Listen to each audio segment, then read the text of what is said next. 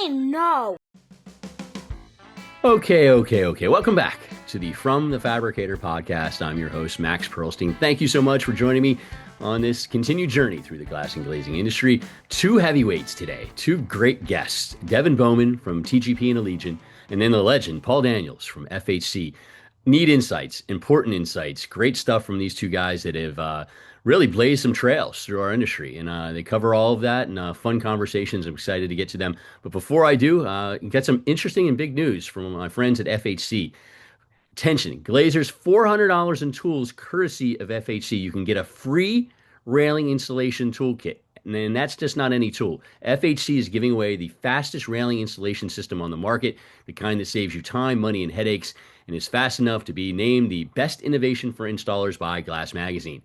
It's the innovative FHC Achieve frameless glass railing system. Try it and you'll love it. They're betting on it. Simply buy any stock length of base shoe and a box of FHC Achieve shims and ask for your free installation toolkit. It's that easy. Why, you ask? Because FHC has Glazers back, and Achieve will revolutionize the way you install railings. Visit FHC-USA.com to partner with FHC on your next project and elevate your railing game today. Pretty good deal. $400 free railing installation toolkit from my friends at FHC. Thank you to them for the continued support. All right, let's get to it. We're going to start off with Devin Bowman. Good stuff. Followed up with Paul Daniels, and then I'll be on the backside with my every podcast, TV, and movie thoughts. Here we go. Okay. I am thrilled to be joined by an old friend of mine, Devin Bowman, General Manager, TGP and Allegion AD Systems. You can find them online at both allegion.com and, of course, fireglass.com, one of my favorite websites. And Devin, I go way back with you. I'm really excited to chop it up and get to know you even a little bit better. Thank you so much for doing the pod. Yeah, Max, thank you so much. I echo your sentiments there. Probably one of my first friends really in the industry. Attending an industry event many years ago. So this is a real pleasure on my side. Honored by that. You've kicked butt, my friend, over these years. And I guess the big question is really starting with you. I know some of your background, but I'd love to know, and our audience would love to know your journey, where you born, grew up, and how you made it to today. So take us back. Yeah, so I grew up in a small town, not a small town anymore, but Issaquah, Washington, outside of Seattle. Okay. Went to the University of Washington, studied communications and international studies. I had an opportunity before I concluded my second degree in international studies to work briefly in France as what they call a stagiaire, which was a term for an internship, where the company Electricité de France was deregulating. And so they needed somebody to come in and perform some market research. So I was basically a research analyst guy. So worked there several months, just shy of a year. And at that time, we had the tech boom, the .com era. Right. And coming from the Seattle area, there was a lot of opportunity in the tech sector. So I came back and worked for a Microsoft spinoff for about a year and a half, just shy of 2 years. Okay. And when I grew up, I was close friends with a family, the Raswick family, and went to school with Jeff Raswick, a guy my age. And also church. And his father had started a business out of his home and was in the world of glass and was an innovator in the fire rated category of glass. Right. And they said, hey, by the way, we're growing. There's an opportunity for you to come over here and join the team. And I thought, you know what, I'll take a day off from my job at the software company. I'll go see what that's all about. And it was really interesting to me, Max, because it was a smaller business, but it was doing interesting things. It was on the forefront of an emerging space in a category of building construction, two distinct groups of, as I call it, customers, where you have the architects who are designing the buildings, but then following through and working with the contractors. And I thought that was a pretty dynamic opportunity. So it's a funny story. I remember going back and concluding I had a big project I was working on, and I told the vice president of sales that I was going to be leaving. And he said, you're going where? You're going into the glass industry? He goes, I remember the movie, The Graduate, where Dustin Hoffman's floating in a swimming pool. And there's a guy that leans over and says, plastics, the future is plastics. And so he's like, that's what I see you doing. And so that was in the early 2000s. And here I am today, very thankful for the decision that I made. Love the industry, love the business that I've seen and participated in its growth, and it's just been really rewarding. So that's really in a nutshell the story. No doubt, and we should give a salute to Jerry and Jeff Raswick because Absolutely. absolutely class people. I didn't know Jerry well, but I knew Jeff, and just a fantastic person. And I know you still keep in touch with him, so please tell him I said hi. Yeah. But great people, great people. I would be remiss if I didn't call them out. And Max, the other thing is, not only do they have a great idea, but I learned a lot early on. As you look at your compass and trying to do things the right way, um, you know, problems arise. It's how you deal with them, Yep. but also being good stewards of, participants in an industry and in a business. And so, yes, absolutely. It was, during my formative years, it was wonderful to work for them and carry on the legacy, I think, today. So Awesome. Awesome. All right. So speaking of today, it's funny. I wrote you a quick overview of everything your organization does, and I thought to myself that could take an hour. So give us a rundown of everything you've got going on in your world. yeah, so started at Technical Glass Products. The primary focus there is, it went from selling fire rated glass that was standalone, used in hollow metal doors as an example, to developing our own systems, importing products from overseas that allowed us to provide solutions to architects and building owners that, even though it's fire rated, it has the aesthetic appeal of non-rated materials. So as you think about looking in a lobby as an example, and you may have a multi-story glass enclosure around elevators or the stairwells behind the receptionist desk. Architects and building owners, they don't want to look at something and say, boy, that stands out. That looks different, looks very industrial. So really being able to provide products that have that same aesthetic as non-rated, elegant, aesthetics within a building. And so that was really the intent, and it still is today. How do we bring more products as life safety codes change that enable us to provide that type of value? So we were acquired by a company, Allegion, about 8 years ago. It's been 8 years. Wow. 8 years, yeah. I Oof. think my math is correct. This Yeah. sounds about right, coming up here in January.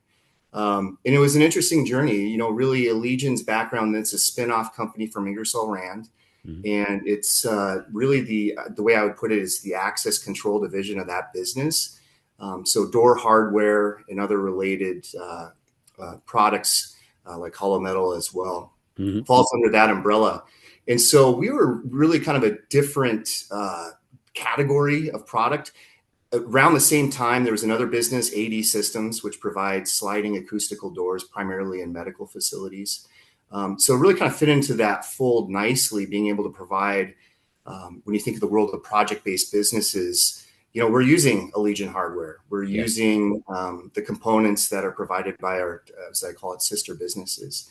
But so a couple of years into that period of time early on, there was a business unit category called the door and window business unit. Okay. And so since then, we've actually welcomed another business into the fold. There's a company out of Montreal, Unicel, Okay. which provides louvers for privacy. Again, kind of fits into that medical facility vertical, but also had been a partner of TGP's and AD Systems for quite some time. Okay. So using fire rated and X-ray shielding glass. So as we look at other opportunities, is trying to identify, businesses that kind of fit nicely as complementary components to an overall solution to architects, focusing on life safety as well as the medical vertical.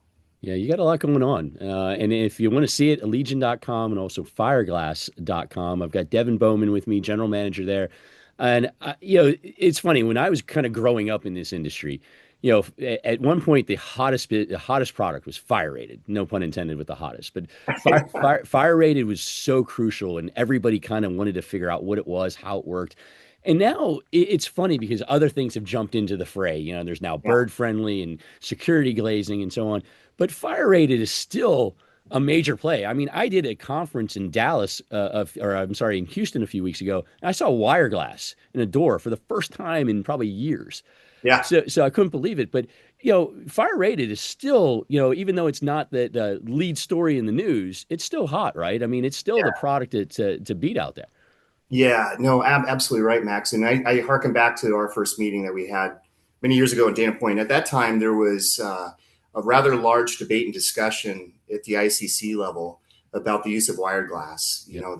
There were injuries that were reported where, even though it has the appearance of being a security product because of the wire mesh embedded in the glass itself, actually it's much weaker, and it actually caused more harm in many cases than good. As you look at the injuries that occurred. So the building codes changed over time, specifically starting with educational facilities, where it's like, hey, listen, there's alternative products available. We need to redraft the language in the IBC and other code documents and bodies to make sure that we're providing a product that meets safety standards as well.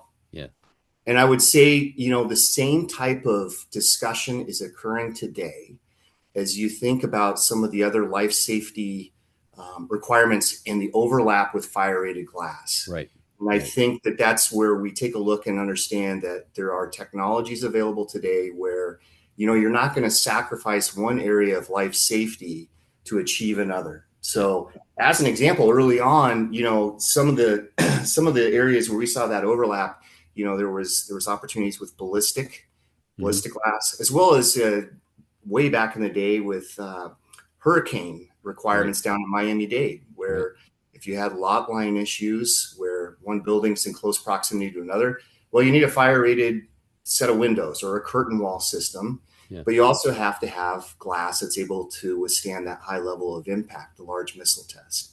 And so that's when we started to define that, boy, there's really not a clean separation between the two. There needs to be overlap. And so we view that as a multifunctional product. And what the important part is there is making sure that when you combine two products to achieve both requirements, they need to be able to perform in both standalone tests. So a fire test, as well as either a forced entry or large missile or ballistic. So that's the evolution. But also, you think about building construction in big cities. A lot of them are becoming more crowded. New York City, as an example. Right. You have lot line situations where, again, kind of going back to that Miami-Dade example, where the concern is if a fire starts in one building, it travels to the next building. Right. And so there's a lot of, I think, new construction as well as tenant improvement opportunities in New York City, where commercials being renovated into residential. And, in a residential space, hey, generally speaking, you're going to want a window. You're going to be able to look out. If you're spending a lot of money on a condominium or an apartment, you want to be able to look out that window. So we're seeing that the fire rated requirements in exterior applications continues to grow as well. Good. So it's just amazing how it's grown, from 3x33 to, everything you guys have done with it. It's amazing. Yeah. So. It continues. I mean, that's the exciting part about being in the space is the architects say, hey, design trends are going this direction. We don't want to be hindered or blocked from using your products because of whatever the new trend is. Can you help us work towards meeting that objective and providing a solution in those spaces that allows us to accomplish what we're trying to accomplish with this building design? Nice.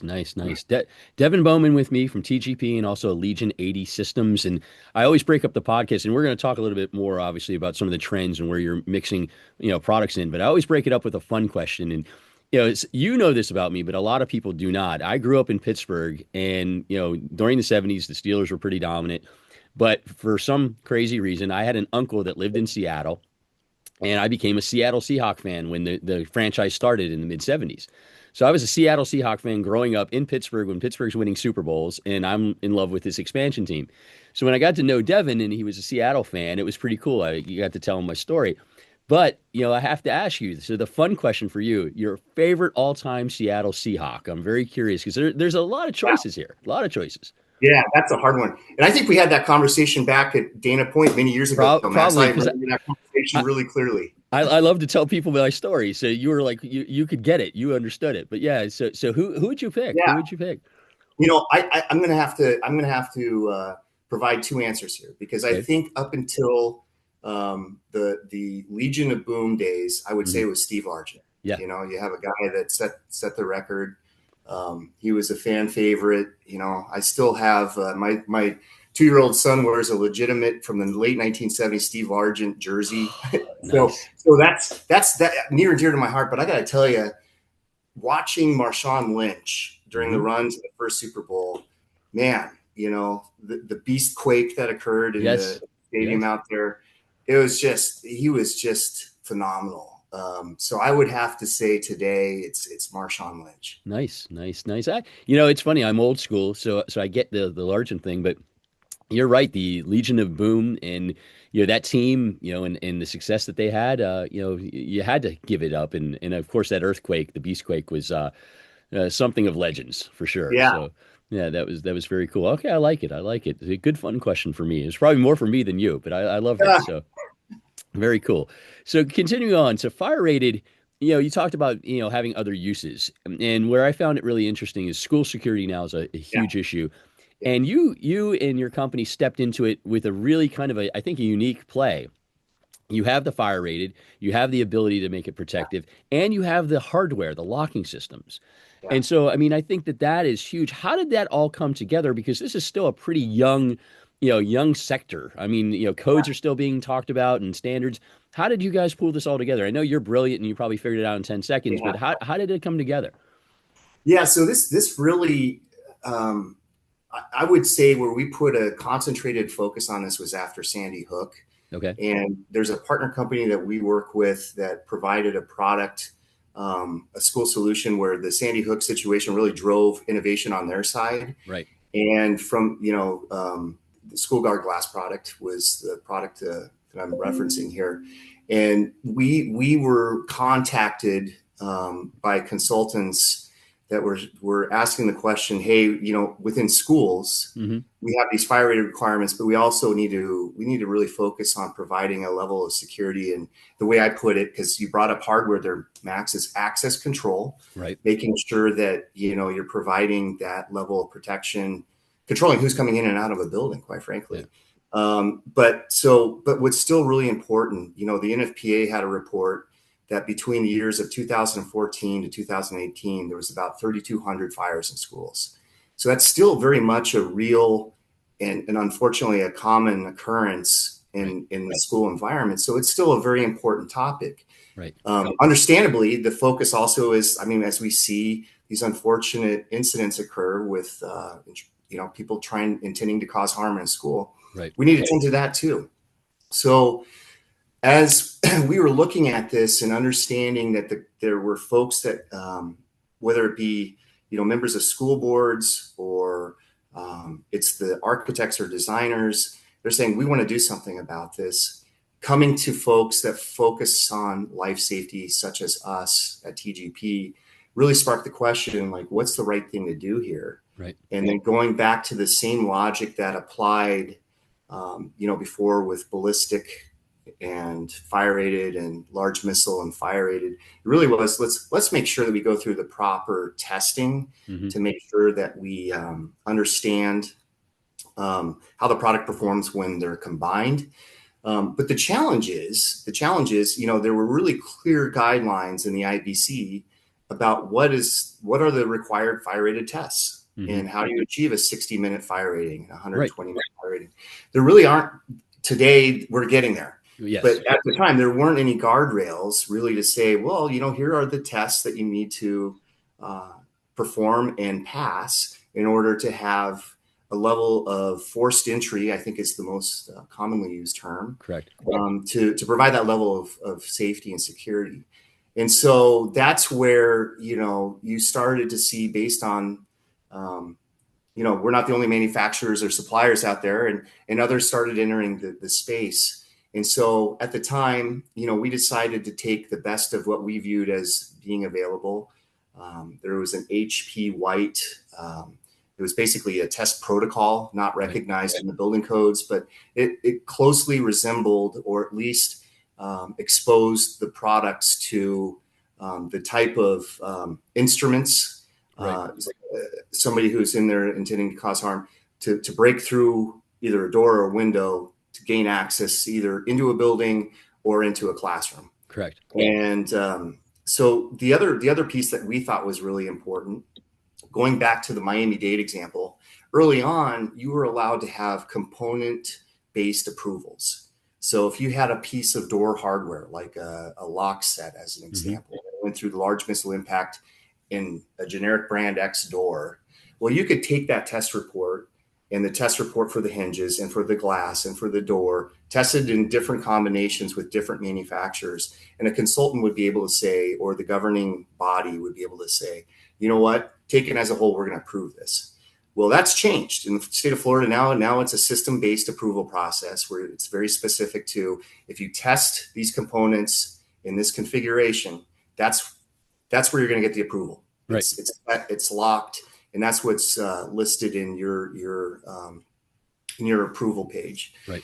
And so the same thing needs to apply. It needs to apply here as we focus on school security, because the reality is, as you look at an overall assembly or a system, it's only as good as its weakest link. Right. And so in school security, it really comes down to, frankly, the areas that are most vulnerable. It's the glazing and it's the latching mechanism with the door hardware. Right. So with that said, there is recognition within the industry that that's a necessity. And during the course of the last couple of years, there's been language that's been drafted, presented to ASTM. Right. There's a new standard, ASTM F3561, which we believe as an industry really helps us accomplish that goal. And I think what's been helpful as well, working for Allegion with the hardware brands, as we talked about this language and about presenting it to the ICC, we've also partnered with the BHMA, which is the hardware division, very similar to Ghana and the GICC. And there was a consensus formed, understanding like, yeah, we need to do something about this because we're part of the equation too. Exactly. So hopefully we've got a hearing coming up here in October where we're going to be presenting this in front of the ICC folks. And I think there's several people that are going to be speaking on behalf of our industries and others, independent folks that are going to be coming and speaking and saying, hey, we need to do something. Yeah. Max, it's interesting because when you talk to these consultants and architects, there's a lot that we can do. That with the level of technology today, there's a lot we can do. Electronic controls on the locks themselves, surveillance systems that tie into those locking mechanisms. There's privacy solutions that can obscure vision from one side of a door to another. But we also recognize that there are budgets and budget limitations in different school districts. And so let's not let, being the best get in the way of doing what's good. Right. And I think that's the conversations we had with the BHMA and said, we've got a starting point here and we can build upon this in the future, but let's at least put some basic guardrails in place that help folks who are trying to do the right thing be able to do the right thing. No doubt. I love the process that we're going through. I know it's been a little muddy, and I know I was in Carlsbad this past winter, and there were some interesting conversations going on. And I know you're at NGA's Glass Conference this week, and so you might have a few more interesting conversations. And I think that's a part of the process. We got to all get on the same page. We got to do what's best. I admire and I appreciate the fact that you and your company kind of stepped up and said, okay, we can go further, and because the glass industry always takes a bad rap, but this shows that look at what we've been able to do and look what we were able to mix with here. So that's why I salute you. Kudos to you for, working through this process and also being fair as you're learning from everybody else too. I mean, you're a good man that way. Yeah. Well, thank you, Max. Yeah. Again, try to do what's right. Yeah. Try to do what's right. You are. A couple more questions for Devin Bowman. He's a busy man, and he's like I mentioned, he's at the NGA Glass Conference, so I'm probably stealing him away from some important task group. He's from TGP Allegion AD Systems. See them online at allegion.com and also fireglass.com. Speaking of the busy man, speaking of NGA, and being involved, you are on a bunch of committees. You are active, but you also have a heck of a job there.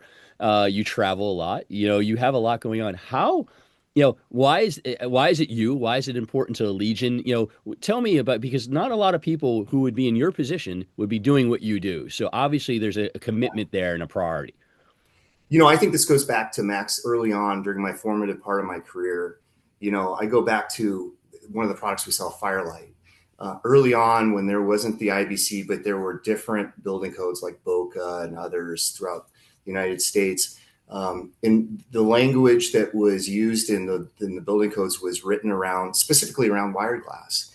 And there had to be changes made to allow for, unless otherwise tested, was the language that was added. And the founder of the business, Jerry Razwick, had to work closely with others to make that change.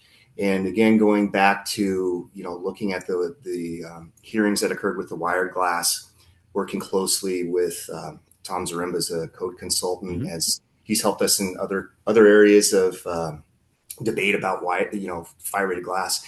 We knew it was important. It was important. Sometimes change that works against us is good for the overall industry. Sometimes it's counter to that. So it's really important to make sure that, we're there, we're present, we present the facts. But I think also, with the industry as a whole, being active in these groups and being active with the NGA is really important to establish these relationships with people where you can have meaningful conversations. I think spirited debate also occurs from time to time. But the face-to-face and the being able to break bread with somebody after a spirited debate and let I wouldn't say tippers, but I would say passion kind of calm and come to a resolution. And I think that that's a really important thing. And I think as, folks in the industry, your role and your responsibility is to be a part of the greater group. It really is a very important thing. And not just myself and the history working, with under private ownership, but the broader organization feels the same way. With Allegion, they're very active in the BHMA. And it's something that, it's very important to make the time for that. It's also enjoyable.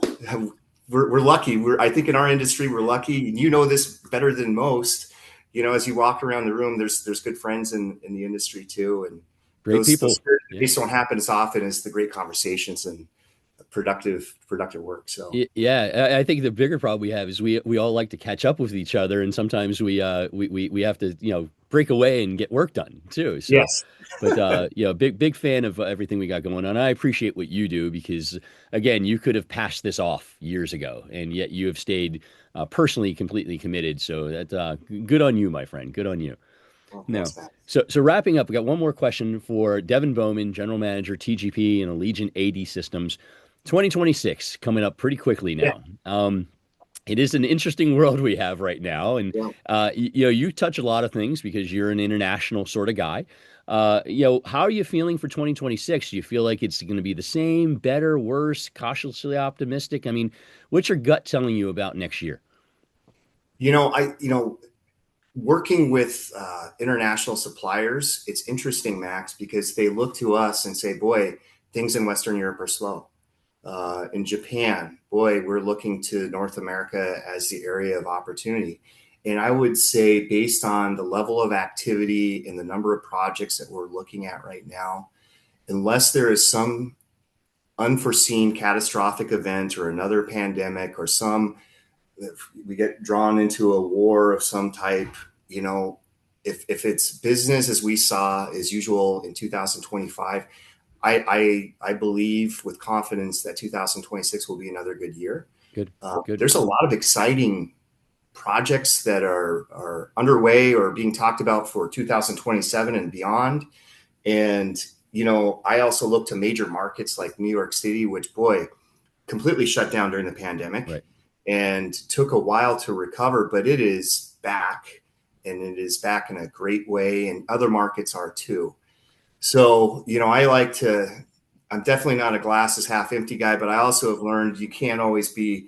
So let's be very objective as we look at this. I could say from my perspective that I think in the world of commercial construction, I think 2026 will be okay. Good.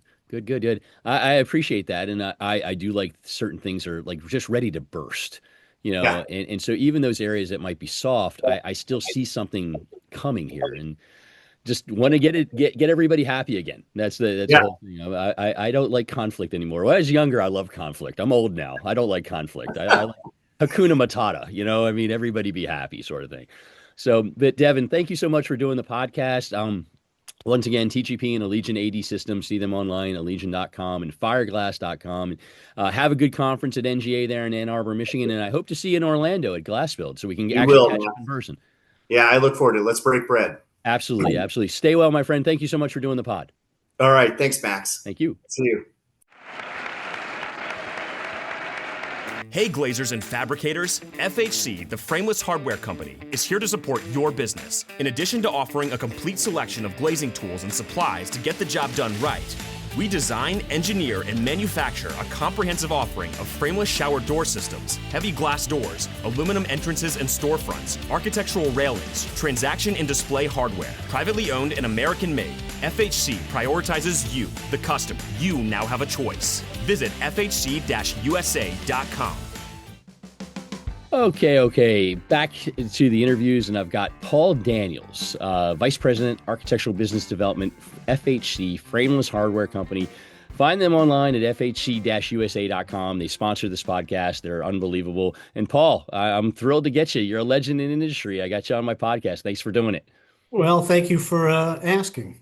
Well, I'm thrilled to have you. And it's funny. I know a little bit about your background, but I don't know. I don't know as very much really. And so, because I've known you for quite a few years, but give me a rundown, where you were born. I mean, starting, I read that you're from Boston, starting from the early days in Boston to now, talk about your journey to today.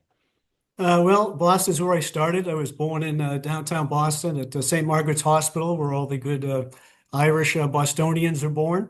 Moved around a little bit, but grew up mostly in Boston, and went to high school at Braintree High, which was in the South Shore of Boston that we moved out to as I get up into high school. When I graduated, I went to Suffolk University, which is in downtown Boston. In those days, through all this with my kids about how to find a college and things like that. When you grew up in Boston in those days, you made a big circle around the T and where the buses went, and then you Right. selected your college. I was going to go to Boston College, Suffolk University, and that's pretty much what we did. But growing up, I had a grandfather who owned a small business. He was a builder, carpenter, worked with him over the years, all the summers, along with my brother, all through high school, a little bit after I got out of college. And my father was in sales. He was in the gift business. He was a manufacturer's rep, selling gift items. Colonial candles was a big thing in his day when the candles started coming out in the 70s and 80s. So I used to do some Boston gift shows and things like that with him. So I had kind of a mixed breeding of carpentry and trades as well as sales. Sales. Yeah. I think that helped me out pretty good. Mm-hmm. When I got out of college, I went to work for a company for about a year, mainly commission sales. A lot of the stuff we sold was financed by like Dial Finance and people like Okay. that. Of course, the late 70s, that all went down the tubes when the interest rate zoomed up and things like Yes. that. Yes. So I found myself without a job, started looking in the newspaper, and I get an interview with a person by the name of Paul Bieber. A Okay. lot of the Yep. people watching now know Yep. Paul. He has a long history in the glass industry. And he was a regional sales manager for Sierra Lawrence in the Northeast. He worked out Okay. in New Jersey. Gotcha. And he had originally been hired out of college and went to work for Sierra as the salesperson in New England. So he hired me, which is my first introduction into the glass business. And I followed Paul's footsteps through my entire career, as a lot of people have heard in the past. Yeah. But so I covered all of New England for Sierra Lawrence at the time as an outside salesperson. Then that was in 1980 when I first started, June of 1980. Then they transferred me, promoted me out to be the regional sales manager in the Midwest in Chicago. Okay. So I worked out of our Chicago facility, covering the whole Midwest and hiring and developing salespeople in the middle of the country. So I get to know that market pretty well. Then after a couple of years, Paul Bieber decided to leave CRL, and he took a job with Floral Industries, Right. Chuck which is Kalanick. very Yep. interesting Yep. because, of course, Floral is no longer with us. They just shut down Yeah. was in the last year or so. Yep. But Paul went to work for Floral, and then I transferred back out to New Jersey to cover the Northeast for Cyril at the time. Then from there, about 1986, I moved out to California, got promoted to a VP of sales at Nice. CRL, and I worked there for a little over, well, just about 40 years. Okay. Then I retired in 2019 from there as the Senior Vice President of Sales. Took about a year off of retirement and then get this opportunity to work for a company called FHC. Yeah. FHC was just starting, had an opportunity to get back in on the ground floor again. So it was kind of like going all around in circles. In the meantime, I do just want to mention the Paul Bieber because he's a Yankees fan, as everybody knows. So yes, he's probably very happy. I think the Yankees made the playoffs yesterday, so they clinched. Yep. Hopefully he'll be watching. Yeah. Anyway, he worked for Floral Industries, which was, of course, purchased over the years by Oldcastle. Yes. Toward the end of my career at C.L. Lawrence, we were also purchased by Oldcastle. Right. And then Oldcastle again sold out, or CRH. Yeah. From CRH was resold a couple of different times over the years. So we both had kind of the equal and same opportunity. Yeah. And Paul also introduced me to blogging. So I had an opportunity to, we had the two Pauls for a while, for a couple of years, Tuesdays with Paul and the U.S. Glass Magazine. And it was fun for quite a while. Yep. And it's still you and him still share a spot and you're still putting it up there. So that's great.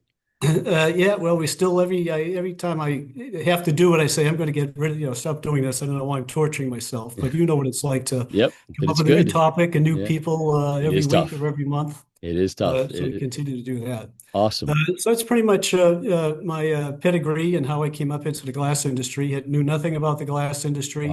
Wow. What I did know, and it was always interesting to me when I first started, I said my grandfather was in the construction, he's a carpenter. Well, we used to put in windows and buy windows and things like that and do porches and additions. And he would buy material and always had like 10%. So you go to a lumberyard and you had 10%, then labor, and that's how he did his billing. Yeah. When I get into the glass industry, it was a lot different when I started talking to people saying, oh, you do more than 10% over on your margins? I said, wow, this is a whole new business. It's pretty much construction, but boy, it was based a lot differently than the way that I had grown up in the carpentry end of the business. Love it. Love it. Go ahead. I'm sorry. No, but it was fun. So I really got a chance to meet little glass shops up to large companies all over the United States. I've probably been in thousands and thousands of glass shops around the country. Easy. From the little mom and pop people all the way up. I've also had a chance to hire and train probably thousands of salespeople over the years as well, which has been a great opportunity to really see the glass industry develop and grow and change, in the years that I was involved in it. That's great. That's great. Yeah, you have a big impact for sure. And so you're at FHC now, and so there might be somebody who may be living under a rock who does not know what FHC does and needs a rundown. So a little bit of an elevator pitch on what does FHC offer. All right, I'll do that. I used to work with a marketing guy, Jim Brown, at the old company. He used to say, advertising is like shooting BBs at a train. And they haven't stopped advertising Pepsi yet. Yep. No matter how much you talk about yourself and your company, there's always somebody out there that's going to hear about it for the first time. That's right. That's right. But anyway, you get an opportunity with FHC. It's kind of interesting how it gets started. There was a group of people that thought there was kind of a little service and quality issues in our part of the glass business at the time. There were a lot of people that were out of work that were looking for jobs, valuable people, a lot of years of experience. And so that group got together and put together the financing to start FHC. So we're a little over 5 years old. Gotcha. Started in a corner of a little building of another company that was lending us the back, and then started collecting people. Yeah. Our belief is always, you can rent buildings and buy equipment and machinery, but you have to have the people to make the whole thing work. I think that was really the key to FHC was the availability of people and the wisdom to give them a new opportunity to start to grow a business and use their background and all their knowledge, they had in the glass industry, which is very valuable to the glass industry. We didn't want to lose that. and kind of brought it together into FHC. Yeah. I just want to pause for a second. I'm very proud to be working for a company, that was just named by U.S. Glass Magazine as one of the best companies to work for in the entire Yes. glass industry. Congratulations. Congratulations. That's exciting. We're very happy to hear that. And I think that comes from our customers and our people. Mm-hmm. Our customers, when they call us, they have friendly people, happy people, people that know what they're doing. They're well focused on their part of the business of what they're doing. And I think that really is what reflects on the whole industry about FHC. Great culture. Yeah, the culture there is fantastic. When I visited, I was blown away. You could definitely, you're not blowing smoke here. It's a great culture, great people who really, really love their jobs. And so that award was well deserved. Well deserved. Okay. So anyway, that's how we get started. Probably was a benefit that COVID hit at the same time, right? Around 2019. Yeah. Because it gave us a chance. There was a lot of companies that were going out of business or selling off equipment and things like that. So the used equipment market was very great for us to be able to bring on not only the people, but the equipment and things like that we needed to get started. And we slowly decided, we wanted to build a business again that was going to bring service back to the industry and give the industry a choice. But we didn't just want to be a me too and do something that everybody else is doing. So we really brought a group of people together that knew the industry, had 20 more years of experience or more of what we did right, what we did wrong, what we learned from, and then we started to really do everything from scratch. So we started to develop and design new and innovative, what we call next generation products. A lot of the products we manufacture today, we had been manufacturing in a way in the old days, but we had listened to our customers over the years, what they liked about it, what they didn't like about it, how we can improve it. So when we had a chance to redesign everything and modernize all of our lines, we took advantage of it. So we didn't just do a me too. All of our products have their own patents. And they're really designed based on having high quality products that are installer friendly with short lead times. That was our goal starting off. And to back that up with good technical support with knowledgeable people. And of course, the top customer service that we could get in the whole industry, and always answer the telephone and talk to our customers. Pretty simple way to start, but you need people. And like I said, we were wise enough to be able to collect good people that knew us. Most of the people who I work with now, I worked with for the last 20, 25 years or longer. Of course, some of my peers are now retired, so I'm kind of getting to that end of the building of the business right now. But it's very interesting to use my last 40 years of experience to help the new people and to really train them and to get them going. So they thought when they opened the doors, by the way, that people would come rushing in. Unfortunately, they opened the doors and nobody came rushing in. So you talked about advertising. It does take a while to start to get the word out of who you are and what you're doing. Right. And since then, we've really started, we've really grown the business. I think in the last 5 years, what it took a lot of other companies to do over 40 years. But when you have the right team, the right people, the right backing, and the right attitude, it really was a pleasure. It's a pleasure to come to work every day, to meet the people that I work with, people like that have been around with Chris Hanstead and Barry Sutherland, of course, Armando Rodriguez, our VP of Manufacturing, the design people that we had, all people that we've had, over the years to really help us to start a new business, but a unique business, like you said, to give people a choice and to kind of fill some gaps in the glass industry. So that's what we've tried to done. Since then, of course, we purchased Morse Industries and expanded into South Carolina, as well as up in Kent, Washington. Just opened our own first new location in Dallas this year, which is being tremendously successful. And we just announced that we're going to be moving into the northern New Jersey and the New York metropolitan market and to get back into the Northeast. So we continue to grow both the product line, our manufacturing facility. We just moved into our new, believe it or not, 650,000 square foot facility. You've been here, our new campus. That's going to be for the future. So for us to open up new locations and to start to expand, we want to keep our lead times low, our quality high. We have to expand the business, bring in more inventory, more equipment, more people. So right now we have over 300 people manufacturing and working at FHC. About 90% of them are well experienced in the glass and glazing industry. They're not newbies, Right. but our job now is to start bringing in the young crowd so we can start to train them and bring up the next generation of the group that's going to keep this company moving in the future. Awesome. Awesome. So I've got Paul Daniels with me, Vice President of Architectural Business Development at FHC Frameless Hardware Company. See them online at fhc-usa.com. Everything you need is on there. So, with 40 plus years of experience, I have to ask, what do you think is the biggest difference between when you started out way, way back and now? What's the biggest difference in our industry? Well, I always say the biggest difference is when you walk into a glass shop today, you don't see any glass. When I walked in 1980, I don't care how big we were, how small you were, they had these little Boston shops would have cases of glass out on the sidewalk in Yep. front of the shop. There'd be one or two glass cutters inside on these tables cutting glass, making glass, replacement glass, storm window glass, all over the place. And to me, in quotes, that's like the biggest change. Yeah. But I think what happened, I kind of went through some cycles in the glass industry. When I first came in, it was changing from single pane glass to insulating Yep. glass.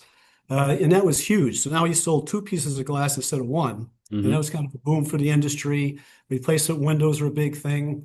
And having products where customers could start to, it was a very creative part of the industry. They could start making their own IG units in their shops because they weren't available, and long lead times from suppliers and things like that. So that was kind of the first jump. And I think what happened at that time, which is why there's not as much glass that's in each shop, is the structure of the industry really changed and grew. Right. You were in the tempering business originally, and I used to walk into a tempering plant. There was a tempering furnace. Right. That was it. People Yeah. would show up with their glass all cut at the afternoons. People would temper it during the night to pick it up the next day. Right.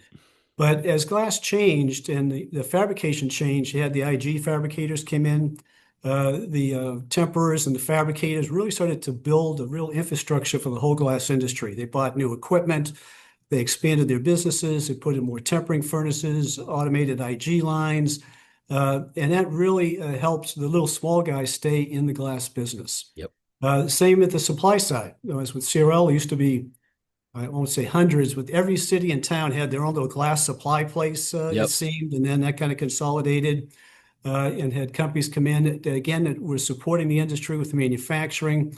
The shower door market came in with heavy glass, and you could have a selection of 3,000 different types of shower door hardware just by Yep. picking up the phone and calling a company and have it the next day, which really helped to build that whole business. So I think that's really what started to change the business. But of course, in the 90s, you had the heavy glass came in with 3/8 half-inch, Right. heavy doors, heavy shower doors, handrail systems, and the glass industry has just kind of boomed from there. Yeah. But I really believe there's more glass around and more glass being used because the entire industry came together. And at that time, it was mostly entrepreneurs. These were independent people. The glass industry was still family businesses, Yep. independent businesses that saw a void and they filled it, or they knew something needed to be created, they invented it. And that's really how the business has grown as far as I can see. And those are the big changes. Yeah. Probably the most recent changes that everybody talks about now is these equity groups and other bigger companies coming in and buying companies and reselling companies, which I think is starting to change the business a little bit. But I always remember entrepreneurs. Give a little funny story. We met with, I won't name names, there was a company in Florida that had some money issues and got sold out to a large conglomerate. Anyway, but we met with their first CEO. I remember going down to a trade show, and we met with their CEO and a couple of people. We had a meeting when I was with the old company, and they were bragging about how they had put a budget together to start closing down some of their locations, thinking it would tighten up the market and they'd be able to hold pricing and things like that. We walked out of the meeting and said, man, if we had money like that, we'd open up 3 new places. Yeah. Yeah. And sure enough, they closed. The first one they closed down in Texas. Within 3 or 4 months, I think Hartung went in and set up a new facility. Yep. So where there's a void, there's an entrepreneur in our business To fill it. that's going to fill it up and keep it going. So I think that's still part of the glass industry that I enjoy the most. Love it. Love it. Love it. You nailed it. I love it. So I always break up the podcast about halfway through with a fun question. And you being with the Boston roots, I was really excited to ask this. And What is your favorite all-time sports team? Because Boston's had a heck of a run, and I assume you're probably still a fan. But what's your all-time favorite sports team? Well, it's hard to pick, but I always say now that I'm a Patriots fan, tried and blue, of course, for the Hmm. last 20, 25 years. But I really grew up as a hockey fan. When I was Right. growing up in Boston, I mean, the Red Sox were always big, Yep. but hockey was huge. Okay, the Boston Bruins, they talked about Bobby Orr till I was about in high school when Bobby Orr finally came into the league and started with the Bruins and Phil Esposito Hmm. and Derek Sanderson and this whole new crowd of hockey players that took off their actually had to start putting on helmets because they were knocking each other around. Right. Well, the Boston Bruins was probably the hardest ticket to get for many years in Boston, and we were all Bruins fans. Yeah, it was a tough arena to get any tickets for both Celtics Oh, and Bruins. oh, Yeah, absolutely. yeah, the old Garden. Because Yeah. the Celtics are always there, but and I used to go to play basketball for a little bit in school, but they were always fun to go and see. But like I said, the Bruins were the people lined up for. And then, of course, once they built Foxborough Stadium and the new ownership came in, because I remember going to the first football game I ever went. They used to play in the left field of Fenway Park. Oh wow. These wooden bleachers is where the Patriots played. Yeah. Did, So we go back that far. But did not of know course, they that. had a great run, and hopefully they'll keep going. But the Boston, there's always somebody running for a championship, whether it's hockey, baseball, basketball. It's a great sports town. It really is. It really is. Love the answer. And the Bruins back in the day, Jerry Cheevers, in goal, Yeah. and Oh, yeah. yeah, He put the little things on his mask, the exactly. first His guy, all mask. He the had the little stitches on his stitches. mask. I love that. Yeah. So good stuff. I got Paul Daniels with me, Vice President, Architectural Business Development, Frameless Hardware Company, FHC, FHC-USA.com. A couple more questions because I know he is a very, very busy. And with FHC, you all lean into training. There was just an announcement that you started a big time training program. You on your blogs are constantly talking about training and educating. What's the biggest thing you think that the industry should be changing and adapting to be able to bring those new people into the business and do things? I mean, because you guys have really stepped up. Well, I do think, especially the bigger companies around the industry, we have to be good corporate citizens. We have to protect our industry. I'm kind of at the age now where I really want to give back a lot of the experience that I have over the years, things that I've learned as the young crowd starts to come up. But I do believe there's such a thirst for education in our business and all the trades. I go to these union shows and things like that, and there's other trades involved. Uh, People want to learn. They don't want to, people go to college, they get degrees, they get certificates, they get that kind of stuff. They want to work for an industry that supports that. They can go take a class, get a certificate, show that they're improving themselves, show their friends that they're growing in their business. I think that's really important. I come, my pedigree with the old company now in FHC was to train and develop our own people.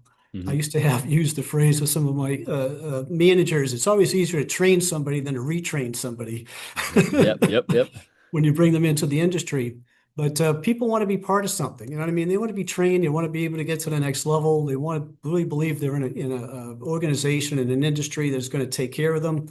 That's another thing I really firmly believe in, that I always tell young people, the key to being successful is to find an industry that you really like and enjoy, get to know something about it so that you have some value to it. That industry will take care of you the rest of your life. Yep. I know many people that have come and gone from our company and been around yourself and other people in all aspects of the business. But once you get into it and became valuable to it, the glass industry has taken care of you and our families for our whole careers. I really Yep. believe in that. And it's up to us in our generation now to train and bring more people in and show them that this is a path, this is a trade, this is something you can learn. It's an industry. Make yourself valuable in it, and it will take care of you. But you have to have companies and people that are willing to train you.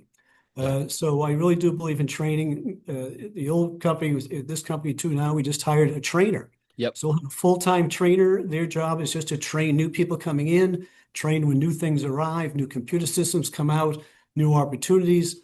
And I think as a manufacturer, we really have to train our customers on how to treat our products. Right. We want them installed correctly. We want people to measure correctly, be able to take a lot of the issues that pop up in the industry. And by having good, solid training, training best practices, having good video instructions, Hmm. and really keeping people up to date on codes and things like that.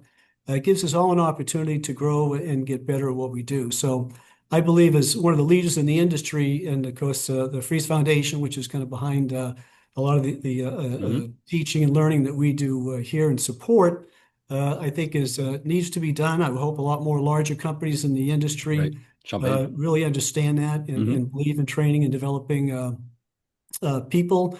And the more I think you show people there's a successful path, not only in a company, it helps the culture of your company. People are excited to come to work. They're not saying, gee, nothing ever changes. We always say at FHC, the only thing that doesn't change is change. We're going to change every day. We're never going to stay the same. We want to grow. We want to get better. We want to know what's new, what's the best way to do things. We listen to our customers. They send us information all the time. Why don't you do this, change this, or put this in your instructions? And we listen to them. And something that a lot of companies don't do is we actually do it. Yeah. We don't just send out a form and say, hey, rate us on how we're doing. Tell us what we're not doing right or what you'd like us to do.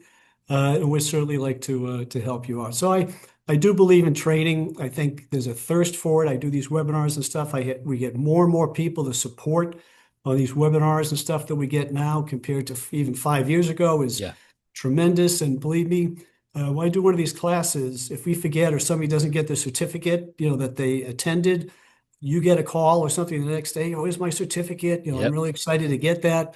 So they can show that they're improving themselves and they're growing in their operations. So I think it's better for culture of the company, keeping people in our business, and really giving them opportunities to get to know the glass industry. For sure. Kudos on the trainer, the full-time trainer, because that is, a lot of times it's the HR person or somebody on the HR team, and you take the person and sit them in a room and give them a book, throw on a video, hand them the safety gear, and off they go.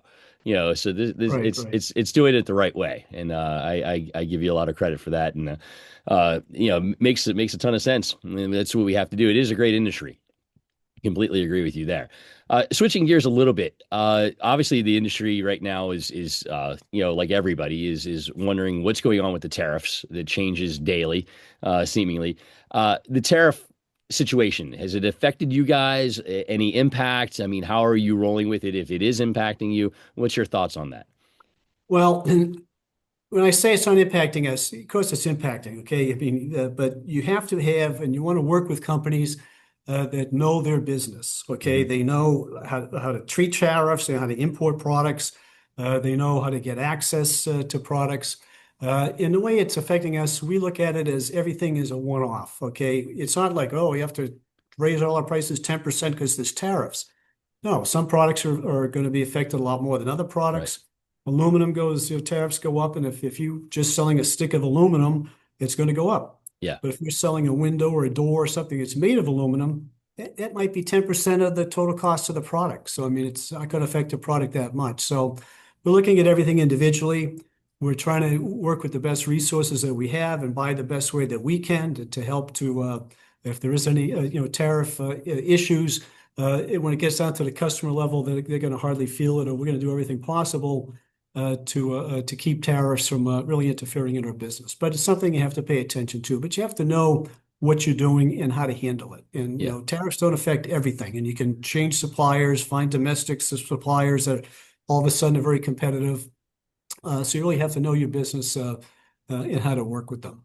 But so far, some people have mentioned it to me maybe a little bit for 2026, 2027. People aren't I won't say stopping construction, they'll be holding back a little bit to see what's going to happen in steel and stuff like that. So I think it's other parts of the construction business that'll be affected, before we are.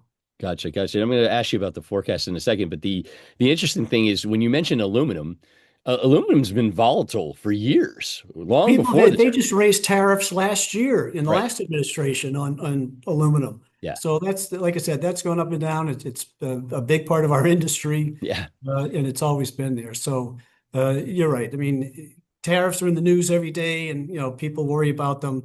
But like I said, we understand our business, know how to purchase, know how to make changes if we need to.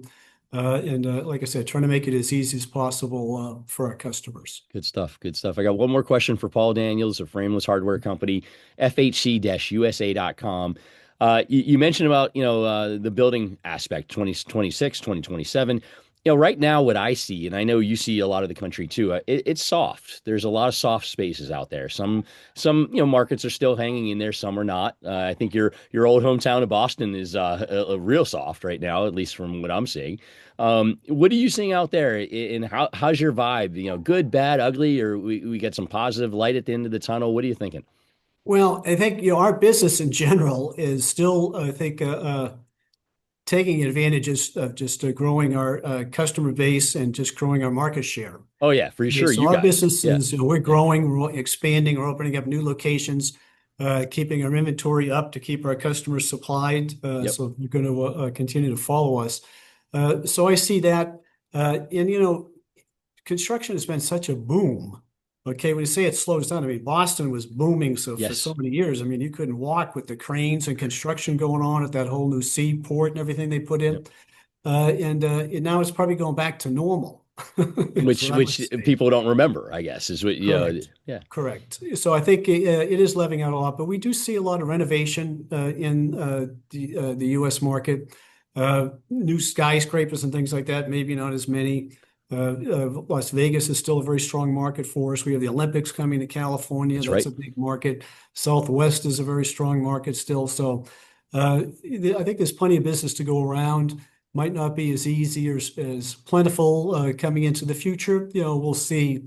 But right now, we see things, going strong. As long as we keep our industry strong and be able to keep our people a little bit flexible out there, I think we'll do very good. No, I mean, no I've gone doubt. through a lot. I first came into the glass industry in the 70s. I think the unemployment, not the young unemployment, Yeah, the unemployment rate in Boston was like 17% when I got out of college. yeah. So people don't realize what What it was like. Yeah, what it was like, in coming up, and people survived. yeah, Uh, you yeah. know, And you mentioned the interest rates earlier, and in the early '80s were at 18%, 16%. So I mean, Absolutely. it's a big difference. Yeah, but I just I worry sometimes because we don't remember what is normal because we've had some really good runs, and I mean I lived through the recession in 2000, 2001, lived through obviously 9, 10, and 11, and recent history we've been pretty fortunate other than COVID, but in COVID things were pretty busy for a lot of glass companies still. And Yes. so I think that's why this time when things are kind of slowing up a little bit, and you guys are definitely in a different spot because you're building, you're growing. Right. The Glaziers that have been there for 20 years, it's a little different for them, but different trajectories. But it is. I'm hopeful for the future, but it is a little frustrating to not think about the fact that it is probably normal now versus going crazy. Well, I just wrote a little blog, and I do really believe this. If you do think the market's going to slow down or things are going to slow down, you really want to focus on your business. You want to be the leader in your market, Hmm. okay? Because guess what? Business might go down 10%, but there's going to be 90% of the business there. You want to be the company that's taking advantage of it. So you want to Yeah. be the company that has the best people, the best trained people, the best service record in your area, the best reputation, and you're the person that's going to be around for a long time.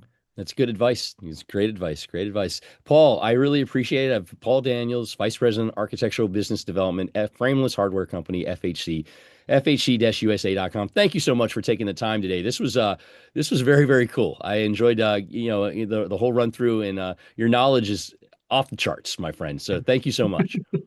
Well, it comes with experience. But again, thank you all for listening. Thank you for supporting FHC. We really do appreciate your business. If you're ever out here, we do campus tours. Might take a couple of hours to go over 650,000 square feet. But we're really proud of what we do and what we're doing for the industry. Awesome. And thanks, Awesome. Max, for squeezing me in. Absolutely. My pleasure. Thank you so much. Thank you. All right. Okay, okay. Thank you to Paul Daniels from FHC, and then before that, Devin Bowman of TGP and Allegion. Great stuff, and I appreciate them coming on to the show.